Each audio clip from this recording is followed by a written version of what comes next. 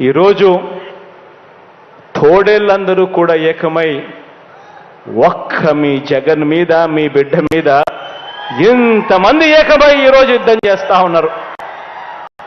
ఆలోచన చేయమని అడుగుతా ఉన్నా. ఈరోజు చంద్రబాబుకి కానీ దత్తపుత్రుడికి కానీ వీళ్ళెవ్వరికీ కూడా ఒంటరిగా పోటీ చేసే సత్తా వీళ్ళిద్దరిలో ఎవరికీ లేదు. కారణం ప్రజలకు మంచి చేసిన చరిత్ర వీరికి లేదు కాబట్టి వీళ్లకు అన్ని చోట్ల పోటీ చేసే సత్తా లేదు. ఈరోజు అందుకే వీళ్ళందరూ కూడా నమ్ముకున్నది ఏమిటి అనంటే వంచనను, మోసాన్ని ఈరోజు వీళ్ళందరూ నమ్ముకుంటా ఉన్నారు.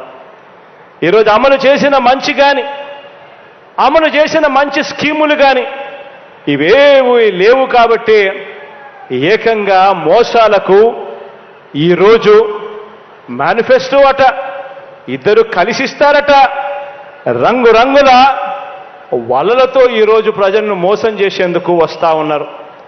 అన్ని వర్గాలను వంచిన ఈ బాబు ఇప్పుడు కొత్తగా మరికొన్ని వాగ్దానాలతో వస్తా ఉన్నాడు. మొన్ననే 6 గ్యారంటీలు అన్నాడు. అందరితో కూడా సరిపోదు, జగన్ను ఢీకొట్టలేము అని వాళ్ళంతటి వాళ్ళే ఆలోచన చేసుకొని ఈసారి ఉమ్మడి మేనిఫెస్టో అని చెప్పి మళ్ళీ ప్రజలను మోసం చేసేందుకు బయలుదేరారు.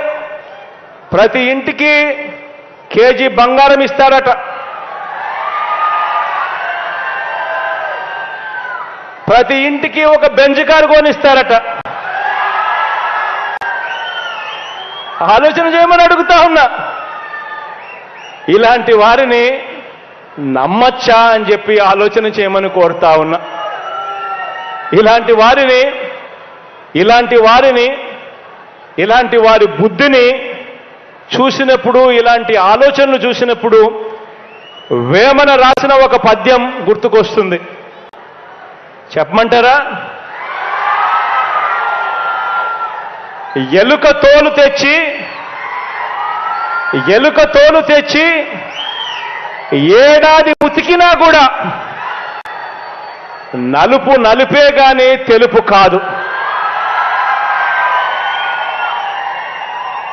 కొయ్య బొమ్మను తెచ్చి కొట్టినా కూడా అది పలుకునా అంజే వేమన విశ్వదాభిరామ వినురవేమ అని చెప్పి అప్పట్లో ఇలాంటి వారి గురించి